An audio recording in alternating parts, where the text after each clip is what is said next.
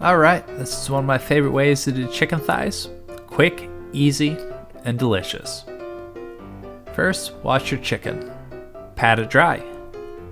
Then, you gotta get your bone out of that chicken. So, you're gonna take a knife and cut it out. Pretty simple. Then, your chicken thighs should be reasonably uniform. They'll lay flat, so you can season it with salt, pepper, cayenne, and garlic powder.